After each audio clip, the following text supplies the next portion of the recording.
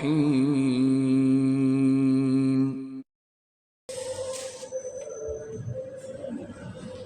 Assalamualaikum warahmatullahi wabarakatuh.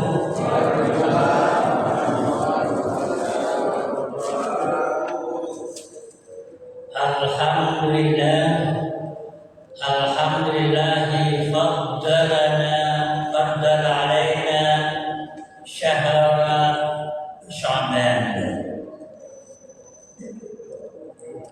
Syahrun fihi ista'malahu al-insan mu'min.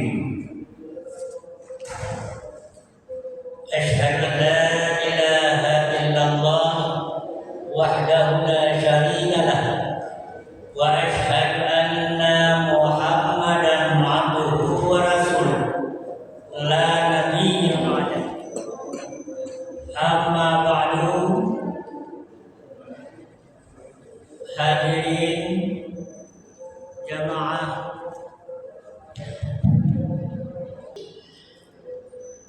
kita bersyukur kepada Allah Subhanahu wa taala pada malam yang ke-12 pengajian kita sejak awal September. Semoga Allah senantiasa mencurahkan rahmat dan karunia-Nya kepada kita, nikmat yang senantiasa kita harap, dan Allah pun tidak henti-hentinya mencurahkan nikmat itu. Apalagi saat ini memasuki malam kedua Sya'ban. Rajab Sya'ban adalah bulan-bulan rahmat dan bulan berkah. Semoga dengan kita bersyukur kepada Allah, rahmat dan karunia senantiasa tercurah kepada kita, yang kadang-kadang tanpa kita minta, nikmat Allah itu selalu terlimpah kepada kita. Kita kadang-kadang tidak sadar bahwa begitu banyak nikmat yang telah dicurahkan Allah, dan kita dengan nikmat itu kita bisa melakukan apapun, ya. Apalagi nikmat sehat sempat. Alhamdulillah sempat kita malam ini. Ibu-ibu ada dulu? Ada. Alhamdulillah ya. Masya Allah. Dan juga bapak-bapaknya.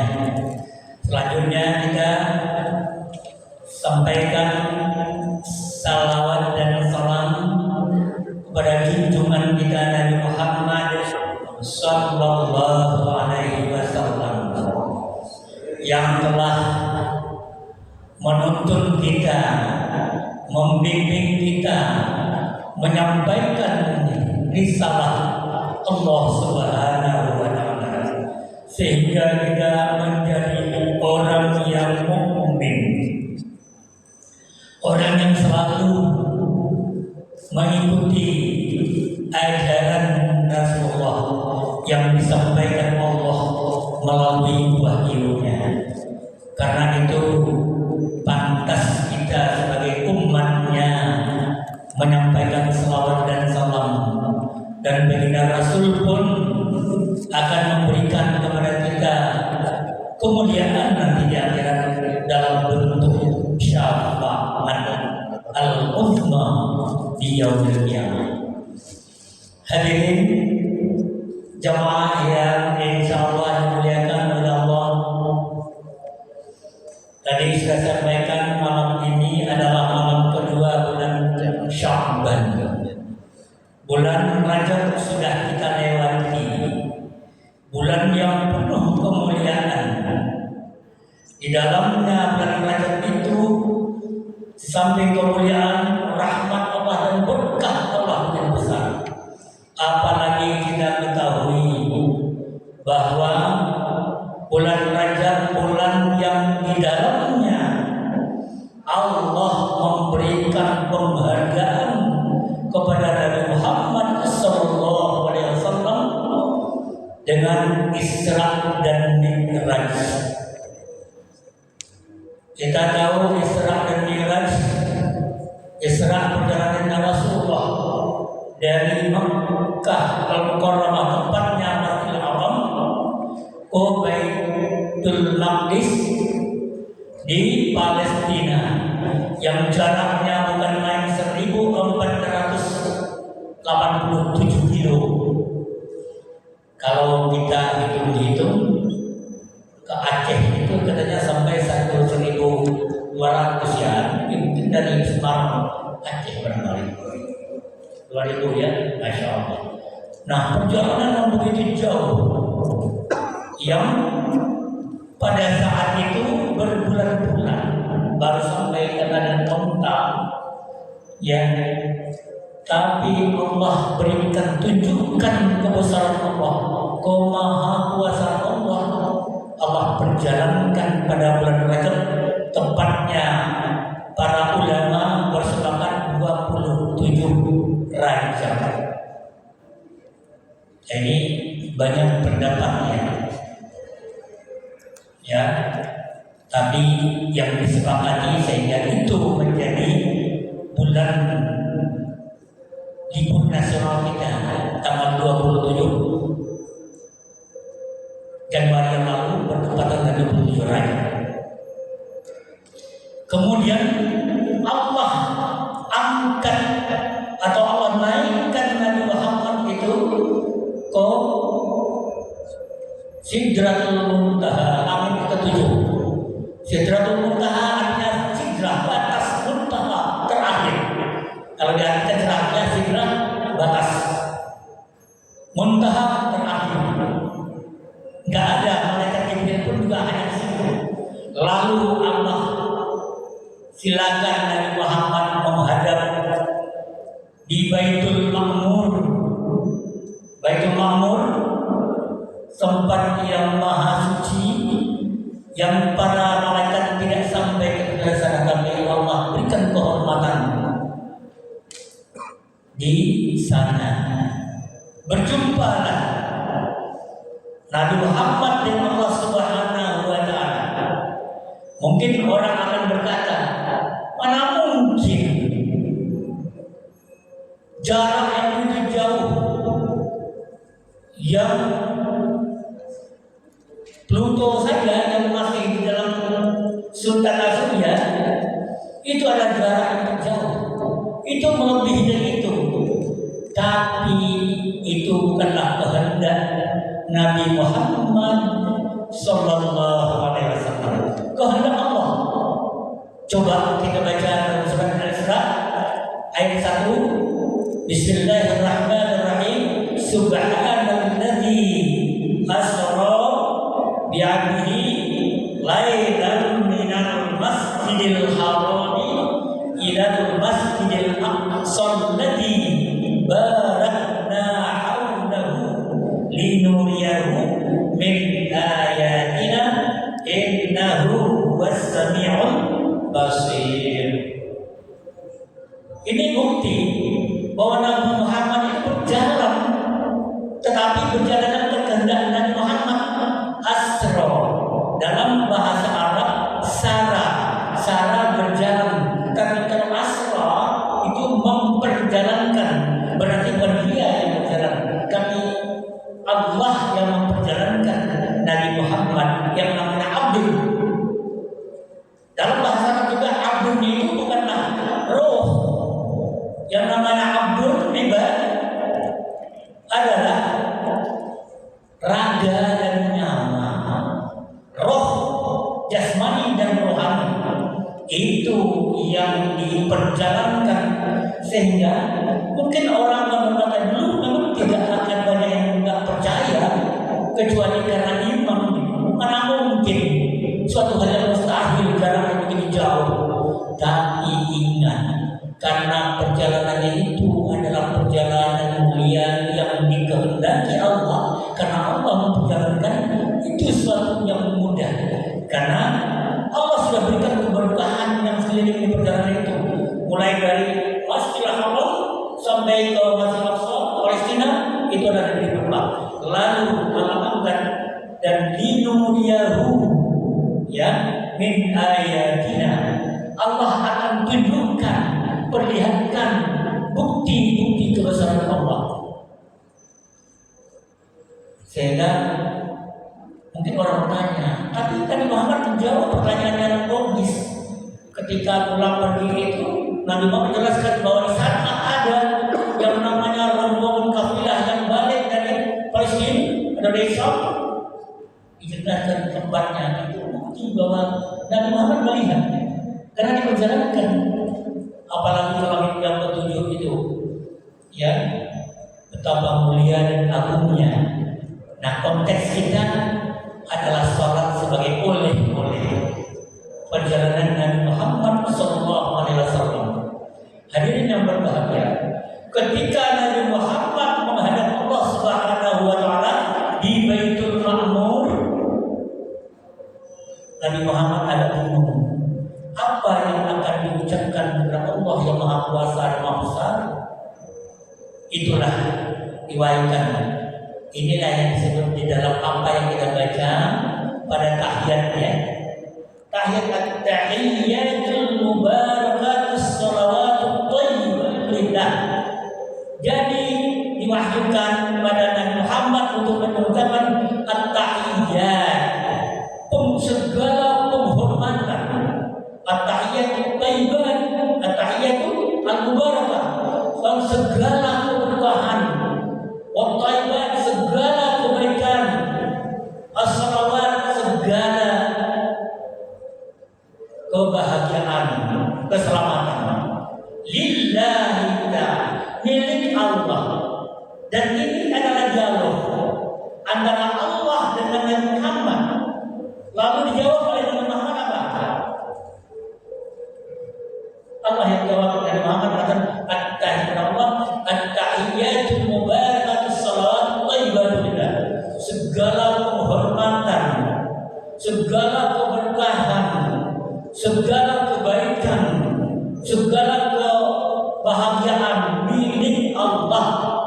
Allah jawab, assalamu alayka ayyuhan nabiy wa rahmatullahi wa barakatuh. Allah yang jawab, tidak apa. Salam sejahtera keselamatan untukmu, assalamualaikum wahai Nabi. Di situ Allah panggil bukan Muhammad, Nabi, Nabi. Dalam bahasa Arab Nabi adalah ma'rifah. Ma'rifah adalah tertuju kepada yang dihadapi dari Nabi Muhammad. Ya, An-Nabi. Assalamualaikum warahmatullahi Nabi wa rahmatullahi wa barakatuh. Rahmat serta keberkahan Allah. Betapa mulianya Nabi Muhammad disapa oleh Allah dan diberikan yang keselamatan, kebahagiaan teruntuk dan kemudian rahmat dan keberkahan untuk. Tapi Nabi Muhammad itu bukanlah orang egois. Adalah Nabi yang juga memikirkan umatnya. Lantas dijawab lagi oleh Nabi Muhammad, assalamu alayna wa ala ibadillahi shalihin. Keselamatan, kesejahteraan, kebahagiaan itu juga terlimpah kepada kami. Nabi Muhammad dan kami adalah umatnya. Wa ala ibadillahi shalihin, dan termasuk pada hamba-hambamu yang soleh. Jadi bayangkan begitu Allah, kita juga termasuk di dalamnya, dalam dialog itu. Makanya di dalam sebuah hadis dikatakan as-salatu mi'rajul mu'min. Salat itu pada akhirnya mi'rajnya orang beriman. Karena di dalam salat kita itu tertuang dialog Allah dengan Nabi Muhammad ketika beliau mi'raj ke Baitul Ma'mur. Di sanalah dialog terjadi.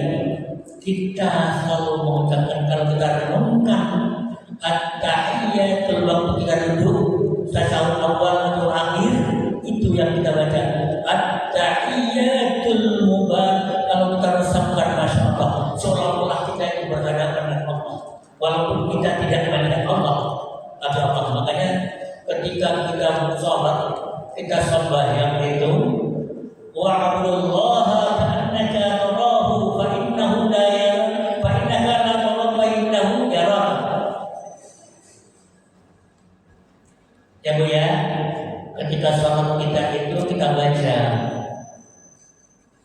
kita baca itu seolah kita berdialog dengan Allah.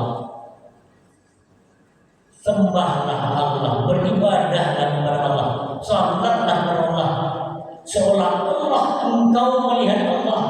Ini seolah-olah bukan kita bisa melihat Allah.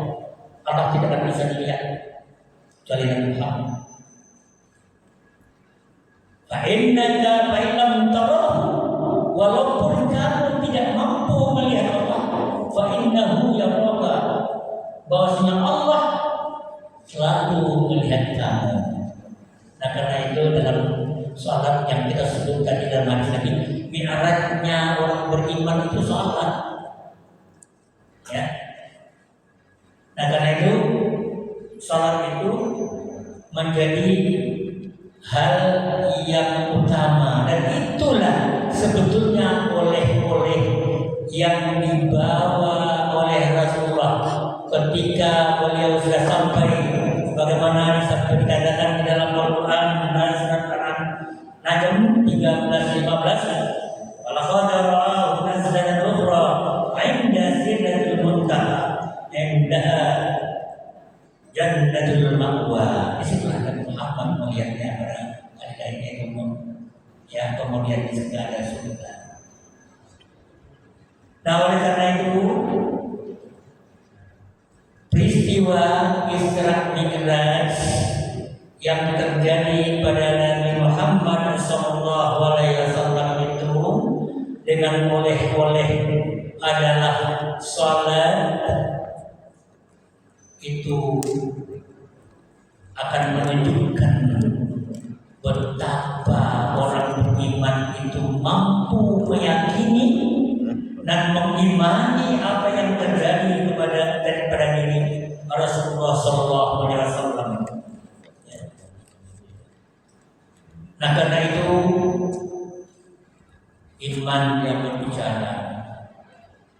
Sekarang ilmu pengetahuan pun juga sudah bisa menganalisis, membuktikan perjalanan itu walaupun melebihi dari kecepatan cahaya, tapi itu dimungkinkan, apalagi yang Nabi Muhammad diperjalankan.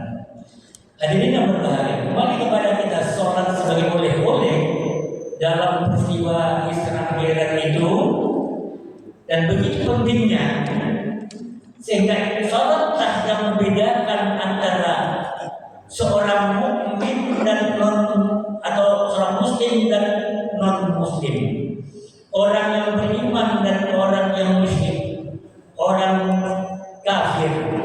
Salat itu membedakan.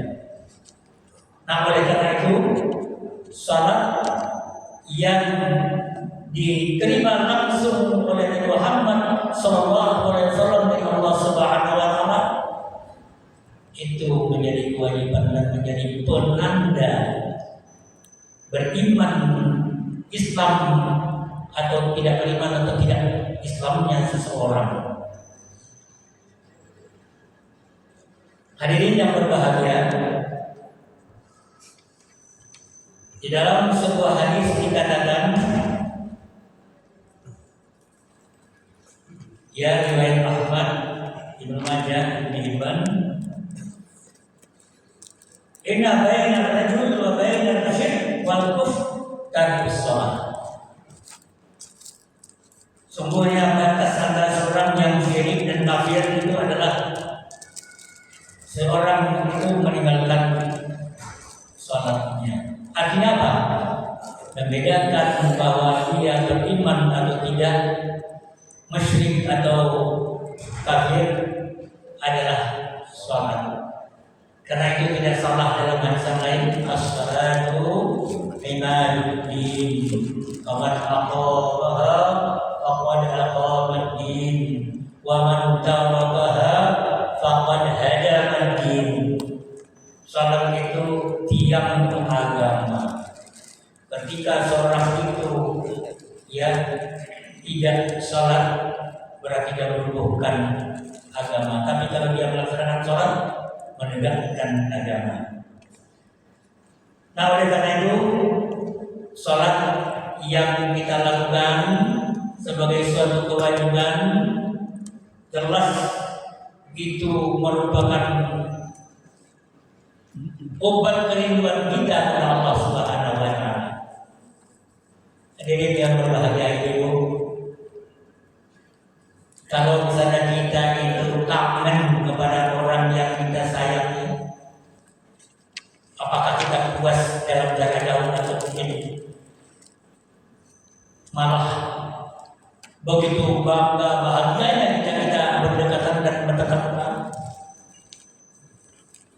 Oh, anak kita jauh di sana, paling hanya telepon, tapi begitu dia datang senangnya bukan main, betul lah, bukan main senangnya kita. Sementara kerinduan kita selama ini kalau kita hanya bicara melalui telepon, ya tidak puas kita. Tapi begitu kita anak kita datang kepada kita, assalamualaikum bapak mama, dipeluknya kita, diciumnya kita, masya Allah, suatu kebahagiaan. Makanya dengan Allah Subhanahu wa taala pun juga demikian, kita sebagai hamba-Nya. Kerinduan kita kepada Allah itu bukan main kalau kita merasakan rasa nikmat iman itu, rindu kita kepada Allah Subhanahu wa taala. Kerinduan itu dalam apa yang dapat dibuktikan sambil pikir adalah salat. Salat itu adalah obat kerinduan. Sehingga Rasulullah bersabda begini, wa ju'ilat qurratu 'aini fis shalah. Dijadikan penyejuk hati aku ini itu terjadi dalam salat. Jadi salat itu bukan main. Penyejuk hati ini salat. Oh, apakah kita sudah merasakan nikmatnya salat sehingga bisa menjadi obat kerinduan kita kepada Allah dan penyejuk hati kita? Sudahkah? Rasanya belum ya. Rasanya belum. Tapi tetap harus kita upayakan gitu. Nanti ada 4 kelompok, ada 1 lagi 5 nanti kelompok kategori orang yang sholat itu. Jadi ketika kita sholat, kita merasakan salat itu sebagai suatu kebutuhan kita. Kita baca dari awal takbir Allahu Akbar sampai ke salam. Disitulah obat rindu kita terpuaskan dengan Allah Subhanahu wa taala. Ya. Nah, karena itu kita tidak mengatakan bahwa salat itu sebagai suatu kewajiban yang harus dilakukan, kadang-kadang terpaksa kita laksanakan. Bukan itu. Bagaimana mungkin kita terobat kerinduan kita kepada Allah, tercurah kasih sayang kita, kalau kita tidak merasa menghadirkan Allah dalam salat kita. Makanya kalau kita sholat kita dan bacaannya lama, jangan mudah-mudah, ya kan? Sampai di sana. Padahal itu dirasakan oleh imam gitu ya. Tapi kalau cepat, alhamdulillah. Kadang-kadang kita belum selesai separuh, saya merasakan separuh berdoa. Jadi di situ kita merasakan. Nah, ini kita bahas 4 atau 5. Ada 4 kategori orang yang sholat itu. Yang pertama, saya tambahkan 5 ya, kita 4. Karena ada 1 lagi yang terselip. Yang pertama adalah orang yang sholatnya itu khusyuk, ranking tidak tertinggi. Khashi'un. Di dalam firman Allah surat berapa? Al-Mu'minun ayat 1-2. Qad aflahal mu'minun alladzina hum fi shalatihim khashi'un. Sungguh beruntunglah orang yang beriman itu, yaitu orang yang khusyuk di dalam sholatnya. Nah, untuk khusyuk itu sulit memang, karena khusyuk itu artinya konsentrasi penuh atau fokus full fokus ya dalam sholat itu. Caranya kita menjadikan diri kita dihina dengan Allah Subhanahu wa taala. Begitu kita takbir, Allah Maha Besar. Disinilah kita merasa hina, merasa tunduk, merasa rendah di hadapan Allah Subhanahu wa taala. Allahu Akbar. Yang Maha Besar Allah. Nah, karena itu kita merendahkan diri di hadapan Allah Subhanahu wa taala. Dengan Allah Akbar bersapi. Jangan buru-buru. Dalam sebuah hadis katakan al-ajalatu at-ta'anni minar rahman wal ajalatu minasyaitan. Kalau kita tergesa-gesa itu adalah perbuatan setan, tetapi kita santai-santai, pelan-pelan itulah perbuatan ataupun adalah dari Allah Subhanahu wa taala, namanya Ar-Rahman. Jadi at-ta'ani pelan-pelan itu datang dari Allah Ar-Rahman. Wal ajalatu dan bergegas-gegas itu adalah datangnya dari setan. Ya kalau setan itu begitu ya. Begitu kita salat dan perlu cepat, masih aja kadang-kadang 2 menit 4 rakaat cepat selesai gitu ya. Nah ini orang yang bukan khusyuk, tetapi dia merasakan itu sebagai kewajiban, tetapi bukan kebutuhannya. Sehingga kewajiban tetap dilaksanakan. Tapi dia merasakan ini khasyim itu orang-orang yang betul-betul merasakan lebur dengan Allah Subhanahu wa taala. Jadi dilepaskan segala ikatan masalah duniawi ini. Dan kita berusaha meningkat Allah. Ketika kita mau sholat, ternyata di situ ada cucian yang sedang diputar, ya entah berapa kali kita lupa ingat. Dalam sholat tadi sudah 2 kali, dibuang air 3 kali gitu ya. Itu yang terpikir. Nah pertanyaan saya, khusyuk enggak kita itu? Enggak, menurut saya tidak khusyuk. Kita itu tidak bisa melepaskan duniawi itu karena kita tertuju pikiran kita kepada apa yang menyebabkan kita terganggu dalam salatnya. Makanya dalam salat itu sebetulnya ya sebelum salat itu jangan ada lagi yang aktivitas yang lain, tinggalkan. Kalau matikan dulu, karena kalau terdengar suaranya menjadi berhenti, wah ini tadinya tidak harus dibuang, dicuci atau dikeringin ini, itu. Atau ibu-ibu mau salat, masak nasi atau masak air, atau ada di tungku, jangan lakukan itu kalau kita mau salat. Selesaikan dulu, ya. Padamkan dulu, karena itu akan menjadi gangguan. Oleh karena itu, fokuskan pikiran kita dan hati kita ke Allah. Dan karena yang penting, agak sulit. Renungkan, pahami apa yang kita baca. Jadi setiap kita baca ini kita ikuti dalam pemahaman kita. Ini yang agak sulit.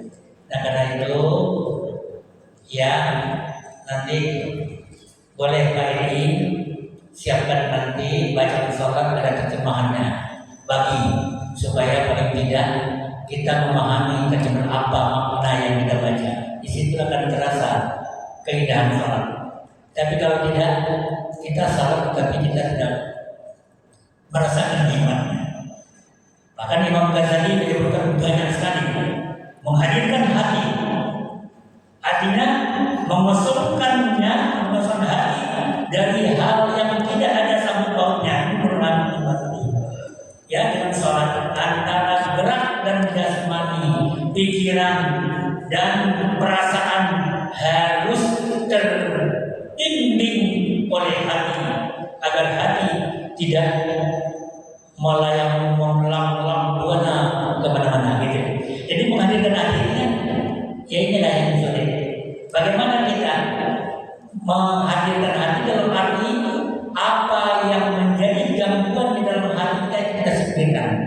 dan sehingga kita pikiran tidak kemana-mana. Lalu mengerti makna bacaan salat ini menurut yang kedua, menurut Imam Ghazali, ini artinya apa yang kita baca dalam konteks melihat Allahu Akbar, Allahu Maha Besar, ya, Allahu Kabir, Alhamdulillah katsiran, dirhayati. Nah itu. Jadi apa yang tersurat dan tersirat menurut Imam Ghazali, sehingga bacaan itu dipahami dengan baik, sehingga salat kita mampu mencegah diri kita dari hal-hal yang tidak baik dan rugi. Yang ketiga, mengagungkan Allah dalam salat. Artinya bagaimana kita, hati kita yang di atas ma'rifat kepada Allah karena keagungan besarnya, dan memanfaatkan kepada keberadaan diri kita dengan kerendahan diri kita, kehinaan kita di hadapan Allah SWT. Lalu menghadirkan ketakutan dan ketakwaan. Hari ini kita takut pada Allah, dan takutnya itu kita takut. Makanya kalau di masjid di Masjidil Haram, Imam Sudais ketika beliau subuh itu membaca Qur'an, selalu merasa macam-macam. Cobalah kita lihat, banyak yang nangis karena dia memahami apa yang baca. Panjang itu doa Qur'annya Imam Sudais itu subuh, ya, dan itu bacaan begitu menyentuh. Nah ini artinya membahayakan. Lalu berharap kepada Allah atau Raja, sehingga tidak berpuas diri dengan mengajar kebaikan, pahala. Kita kadang-kadang mengajar pahala, tetapi yang utama tidak kita lakukan atau kita abaikan. Ya, pahala akan selalu terikut pada apa yang kita lakukan dalam bentuk kebaikan-kebaikan. Begitu juga dalam sholat kita. Yakinlah pahala itu akan begitu mudah ketika seorang itu bermusyawarah. Rasa malu kepada Allah. Nah, hadirin yang berbahagia, yang kedua adalah orang yang selalu menjaga sholatnya. Dalam bahasa surah Al-Mu'minun tadi, yuhafizun, itu dalam ayat ke-9. Walladzina hum 'ala shalawatihim yuhafizun. Jadi 'ala shalawatihim yuhafizun itu dalam surat Mu'minun ayat ke-9, sementara dalam surat Al-Ma'arij 38 dalam bentuk mufradnya, tunggalnya, walladzina hum fi shalatihim yuhafizun. Kalau yang dalam surat Al-Mu'minun salawatihim, salawat jamak dari sholat. Kalau dalam surat Al-Ma'arij ayat 34, alladzina hum fi 'ala salatihim yuhafizun. Ada orang yang menjaga salatnya. Nah, bagaimana caranya orang menjaga salat itu? Pada dasarnya menjaga salat adalah bagaimana itu sebagai suatu kewajiban yang telah ditentukan waktunya oleh Allah. Subuh, bangun waktu fajar, lalu ada waktu berakhirnya. Tapi sebaik-baik sholat adalah di awal waktu. Itulah yang harus kita jaga. Bagaimana kita menjaga dan disiplin terhadap waktu sholat kita. Begitu azan berkumandang, kita jaga agar kita datang untuk sholat berjamaah. Itu enggak hadir. Itu di luar sholat. Di dalam sholat kita menjaga sholat kita. Apa yang kita jaga? Bacaan kita di situ ada dalam tulisan saya juga ada 3 rukun. Ada namanya rukun qauli, ucapan, ada rukun fi'li, gerak atau perbuatan, ada rukun qalbi, hati. Tiga-tiganya itu saling terkait. Allahu Akbar kita mengatakan, ya. Nah itu kebanyakan ulama, walaupun ada juga yang kita mengatakan. Nah, menjaga salat juga pada saat kita salat kita ikuti rukunnya. Tetapi jangan lupa bahwa sebelum rukun kita rukun ada yang kita lakukan dalam salat. Tapi ada syaratnya, rukun syarat. Syarat adalah perbuatan kita sebelum kita melakukan salat. Apa syarat? Suci. Apa itu suci?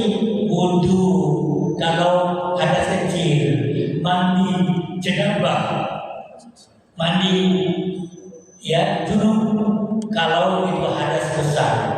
Ketika kita wudu tidak sempurna, berarti kita tidak menjaga salat kita. Karena ketidaksempurnaan wudu menjadi sebab salat itu tidak ada artinya. Jadi terkait. Jadi sebenarnya wudu lah yang harus kita benahi dulu. Jangan sampai kita berniat langsung plok muka. Saya pernah mengingatkan kepada orang yang sudah dulu, cuk, sininya nggak kena basah. Padahal muka wudu kita telah dari batas sini sampai ke telinga, sampai ke dagu. Gak bisa hanya di depan-depan saja, Bu. Kalau kita pakai jilbab, ya, pakai jilbab, malas membuka jilbab. Artinya yang wudu adalah dalam permukaan yang terlihat di sini. Tanya saya, apakah sah wudu kita, Bu? Sah nggak wudu kita? Sah nggak wudu kita? Karena di sini ada jilbab yang membatasi. Tidak sah. Karena ada pada sampai pinggir telinga ini yang harus dibasahi. Lalu kita yang namanya lipstick. Ya, lipstick itu sebetulnya tidak, bibir ini tidak masuk anggota wudu. Kita minum karena permukaan. Ya. Tapi kalau kita ini alis yang kita ya ucap ya, kalau salah tidak masalah. Alis itu mengandung nggak yang bisa menghalangi air wudu? Ada nggak? Ya kalau enggak barangkali nggak mungkin ya kayak salah. Tapi di tangan begitu kita masuk kepada anggota wudu yang kedua, jari-jari kita ini penuh dengan butek. Sah tidak wudu kita, Bu? Tidak sah. Kenapa? Ada penghalang anggota wudu kita terhalang oleh butek. Butek itu sama dengan tipek. Kalau ada tipek, ada getah, ada cat yang ada di anggota wudu tidak sah, harus diangkat dulu. Tapi kalau inai merah, acar, itu tidak ada masalah. Itu cuma resah, itu tidak membatasi, tidak menempel.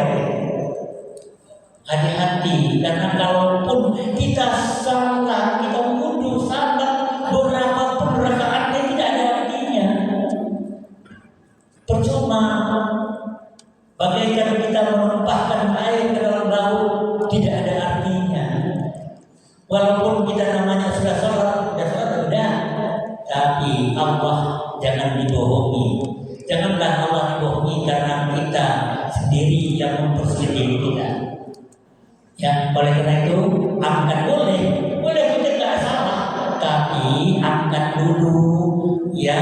Setelah sebelum kita wudu angkat dulu. Setelah selesai kutek lagi tidak apa-apa. Tidak ada masalah. Ya. Nah ini artinya syarat. Syarat itu sah. Kalau syarat itu sempurna sah. Kalau tidak ada artinya. Karena itu jangan sampai kita menyanyiakan wudu. Inilah orang yang menjaga syaratnya. Yang ketiga adalah orang yang tetap setia dan konsisten dalam melaksanakan salatnya, yang dalam istilah daimun.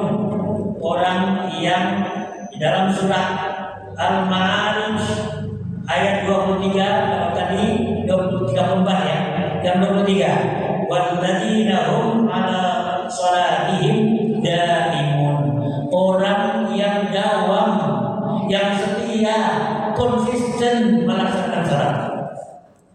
Yang dawam itu artinya dia salat subuh pada waktunya. Tidak ada yang numpang, tidak ada yang bolong-bolong. Kalau ada yang bolong kan daim namanya. Yang daim ini artinya dawam. Dawam itu melazimkan.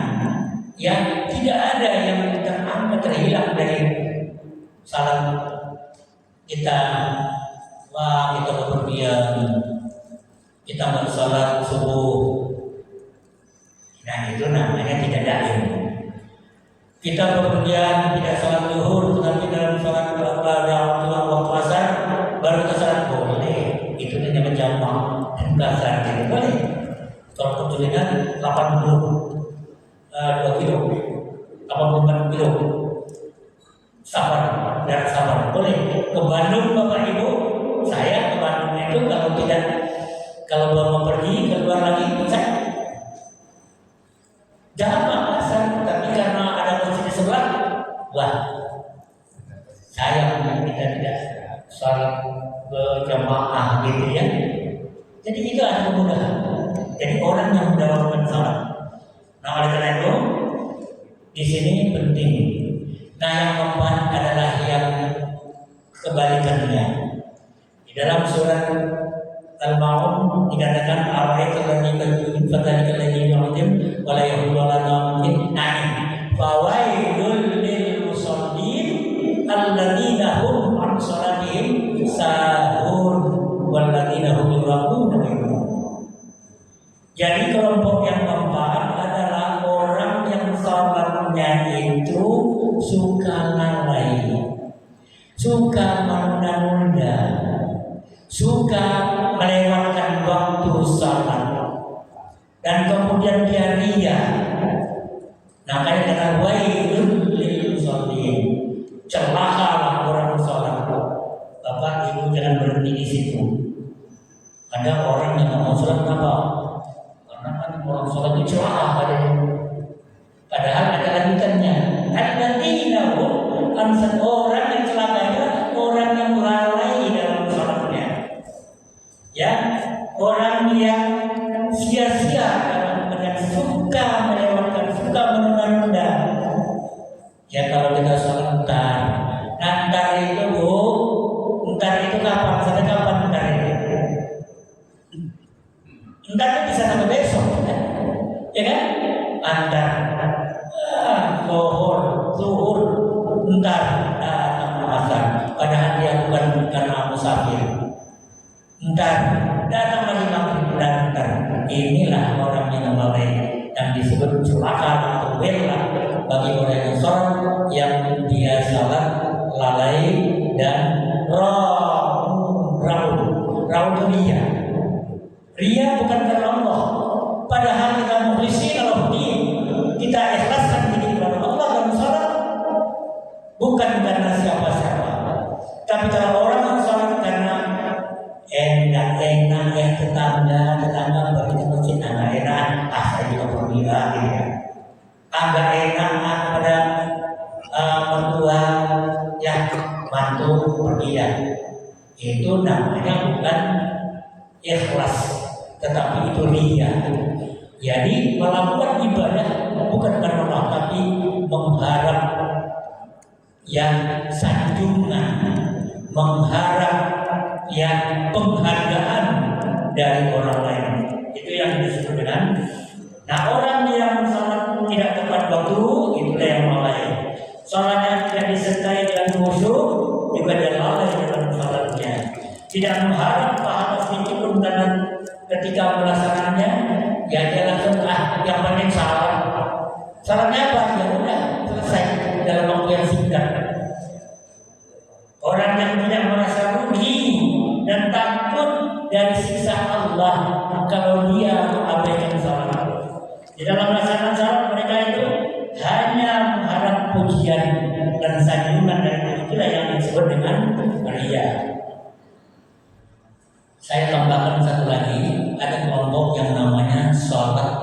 di dalam surah ya An-Nisa ayat 42. Surat orang munafik. Innal munafiqina yukhadi'una Allah wa huwa khadi'uhum wa idza qamu ila as-salati qamu kusala yura'una an-nasa wa la yadhkuruna Allah illa qalila. Jadi ada tambahannya, ada salat orang yang malas sebagai ya salatnya orang munafik. Dalam surah An-Nisa ayat 142, sesungguhnya orang-orang munafik itu hendak menipu Allah, tetapi Allah membalas tipuan mereka dengan membiarkan mereka larut dalam kesesatan dan dalam penipuan mereka. Nah ini kuncian-kuncian. Apabila mereka berdiri untuk sholat, mereka lakukan sholat itu dengan malas dan bermaksud ria di hadapan manusia.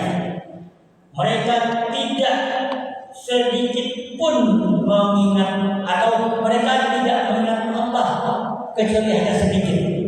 Jadi 3 karakter orang munafik itu. Yang pertama, malas dalam sholatnya. Yang kedua, ria. Dan ketiga, tidak ingat Allah kecuali hanya sedikit. Ketika dia sholat, catat dia lihat kiri, lihat kanan. Kalau ada orang misalnya ya banyak masalahnya pura-pura khusyuk, agak lama dikit. Begitu dia hanya sepi, sholatnya hanya sebentar, atau mungkin hanya tergas, ya. Kalau dalam mungkin bahasa kasar ini salah patok ayam gitu ya, lambat.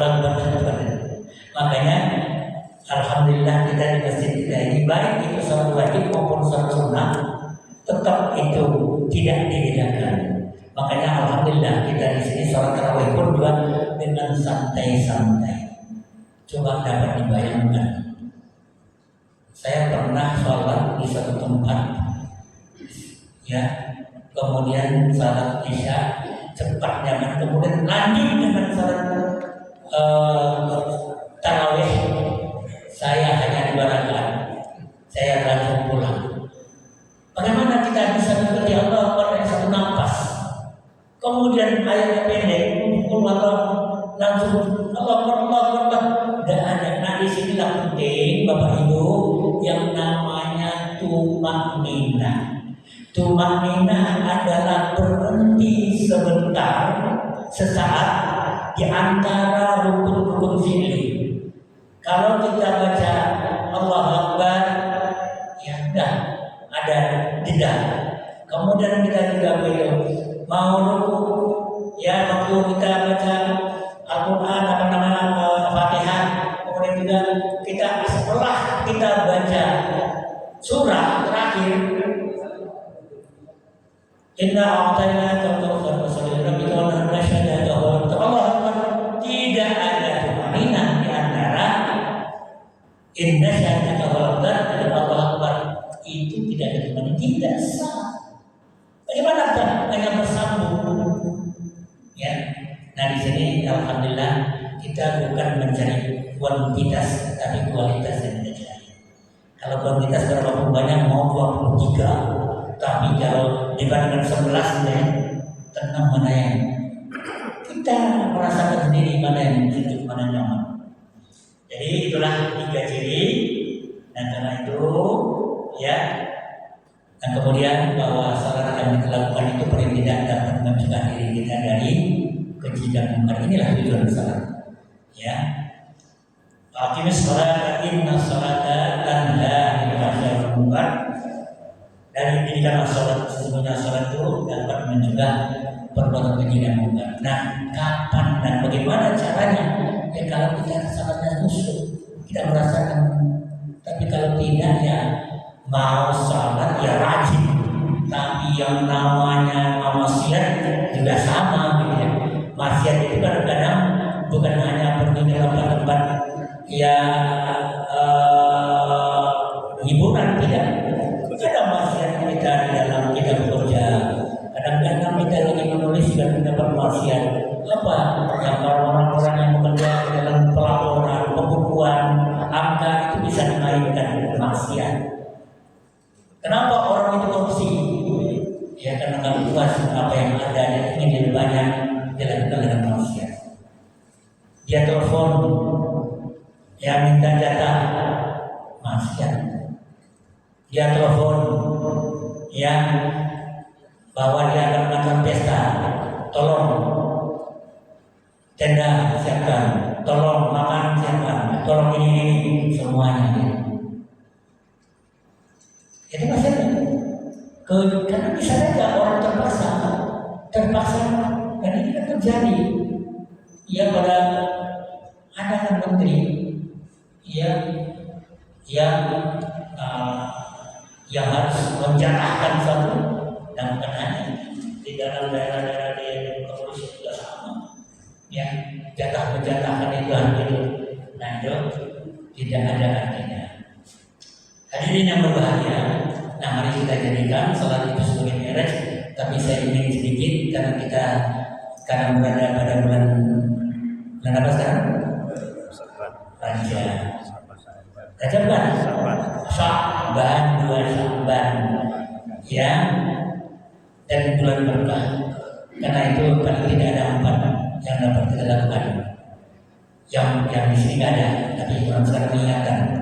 Yang pertama, bulan Sya'ban ini adalah bulan berkah yang selalu didoakan oleh Rasulullah. Allahumma barik lana fi Rajab wa Sya'ban wa barik lana Ramadan. Karena di sini ada keberkahan. Kita minta Allah ada rahmat Allah dan curah keberkahan yang turun karena di bulan ini. Karena itu apa yang dapat kita lakukan adalah mengais atau meraih berkah Allah itu dengan memperbanyak ibadah, memperjamaah amal saleh. Yang kedua adalah ada nanti namanya nisfu Sya'ban. Nisfu Sya'ban itu adalah malam separuh bulan Sya'ban, malam ke-15 atau malam ke-16? 15 ya. Di situ nisfu Sya'ban. Memang banyak ada beberapa pendapat ulama, tapi paling tidak di situ Allah akan memberikan pengampunan. Karena dalam hadis ada 2 hadis, Allah akan turun dari langit, dari ke langit dunia dan akan memandang hamba-hambanya.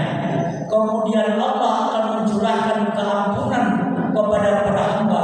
Dalam kata Nabi itu dalam hadisnya itu bagaikan sebanyak bulu domba bani kilat. Nah ini pada masa dahulu orang kalau menyebut bulu domba, bulu ini sesuatu yang tidak bisa dihitung ya sebanyak pasir di pantai, sebanyak butir-butir mani, dan itu enggak dari itu.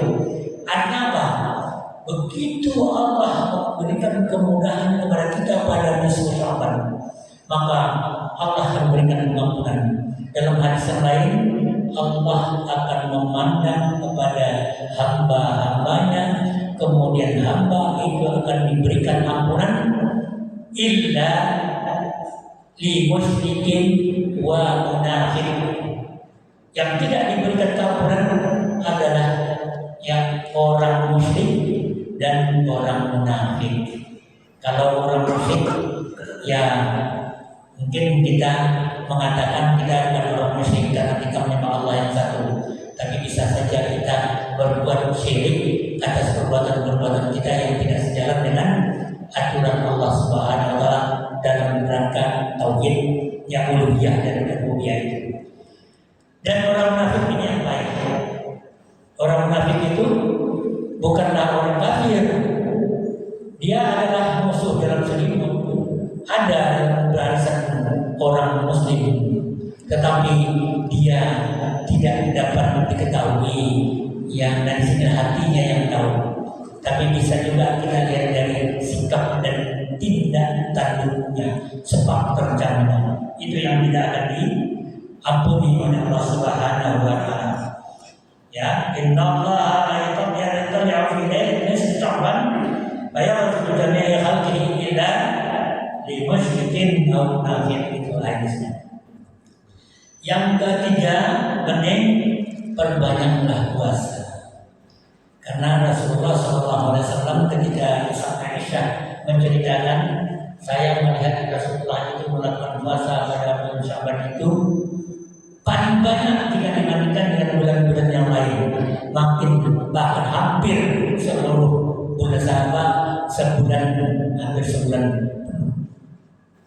Nah ini artinya apa? Karena ini bulan pra Ramadan, persiapan kita ke dalam bulan Ramadan. Begitu kita perbanyak puasa, masih ada kan ibu yang masih ada yang masih ada utang puasanya. Pada umumnya tidak, tapi ada nggak yang masih utang? Harus, kalau ada segera bayar. Biasakan hati diri kita untuk berpuasa.